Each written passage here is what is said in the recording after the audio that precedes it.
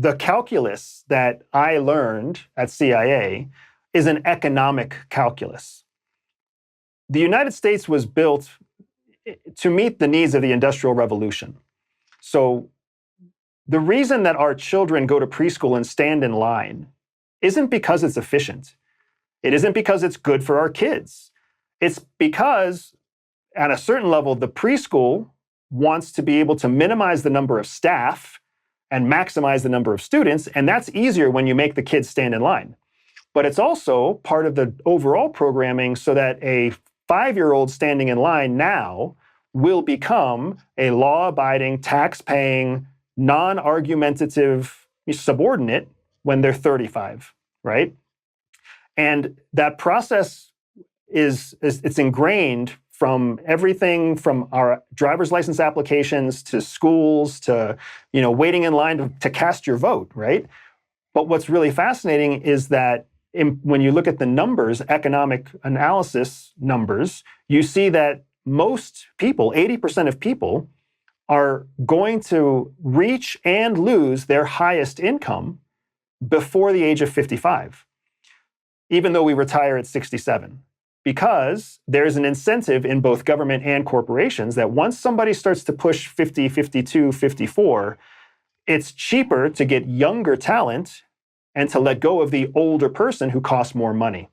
So the end result is that in retirement, most people are retiring on less than what they ever made at their peak impact, their peak financial impact.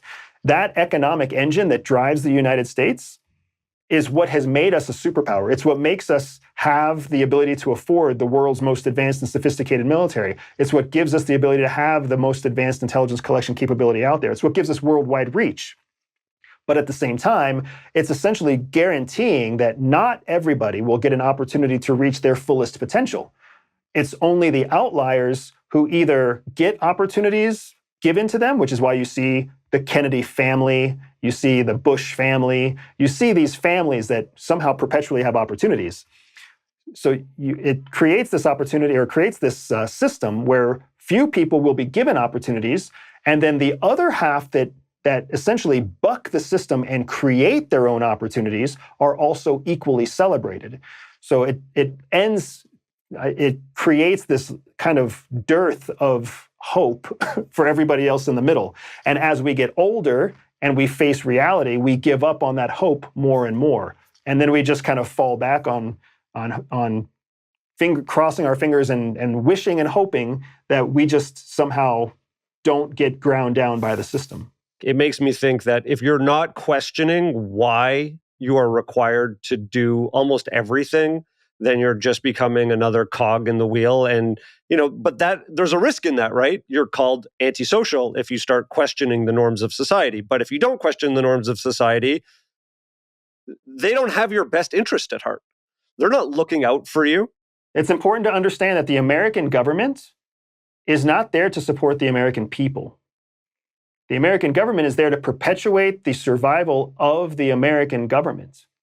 Right? That's what it's there for. American primacy is not there for Jim and Jill and Jason, right? It's there so that there's another generation of American primacy. And that was a very hard lesson for me to learn. I joined the military, I joined the CIA with a very clear image in my head of me doing things to protect my sisters, and me doing things to protect my mom, and me doing things to make my life better for my future children. And then when I was actually inside the machine, I started realizing I'm just doing this because there's a senator in Kansas who's trying to get re-election, and he made a campaign promise about high fructose corn syrup, and now they need intelligence about Cuba and Cuba's sugar crop. And I'm like, this is not what I signed up for, but I'm inside the machine and I can't do anything about it. And it's a twisted world if you choose to see it that way. It's a harsh, ruthless, pragmatic world if you choose to look at it with a lens that's absent of emotion. So you need to be somewhat antisocial in order to break out of the system. I would say you need to explore non-conformation, right? Non-conformist behavior. You don't have, if you're standing in line or if you see your kid standing in line at preschool, you don't have to be the parent that goes in there and throws a fit. You go in there and you say, why do you have a line before they wash hands? And then the teacher's going to give you an answer. And if you're a conformist, you will say, oh, thank you for the answer. But if you're willing to practice non-conformist behavior, you'll say, is that the only reason? Are there more reasons? Is this really the best process? Could we let them wash their hands on their own? Well, look, what happens is you have an elite population that can afford to remove their children from the military system of standardized school. We did Waldorf. We're a Waldorf family where the teacher would ring a little gentle bell when it was time for the kids to come in. And if they didn't come in, she didn't yell at them. She would just do an activity inside and they would eventually follow her, like the Pied Piper thing, right? But I ended up I couldn't afford to send my kids to that kind of schooling. We did an inexpensive parent and me class, learned some of the principles, and then we homeschooled because we also were like, I don't know that you need to sit in a box and have a bell ring every 50 minutes, which is how I was raised. And I turned out okay, right? That's what everyone's going to say. We turned out okay. But that's what people say is, oh, this is just the way it is. And, oh, you turned out fine. Why are you complaining? Stop. They don't want to think. And therefore, they don't ever build a better solution. And they refuse to acknowledge the ingrained behavior that is then required. And actually, Mayim, I would say that you have a really hard time challenging rules. It's only through this podcast that you've started to be like, wait a second, there are things that are happening here that we're not being told about. And that could have a huge impact on our lives. So I would say that the school system didn't do that well for you. No, but I think, not to answer for Andrew, but people who are afraid are easy to control, and people who are weak are easy to control.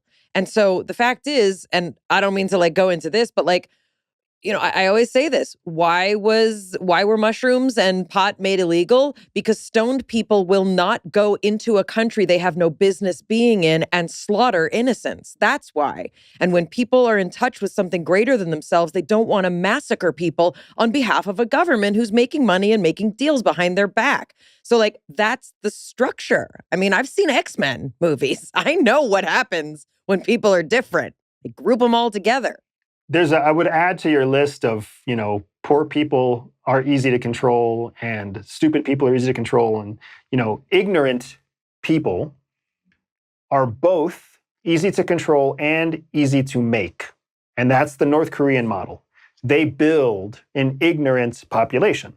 And that doesn't mean that North Korean people are stupid. What you're saying is ignorant, meaning not aware of the options, not aware. And I've seen those movies too. The one person who's like, we don't have to live like this. And they lead a revolution, right? But that's Harriet Tubman. That's all these great lids. Martin Luther King Jr. It's all the people who said we will not live like this that break out of that.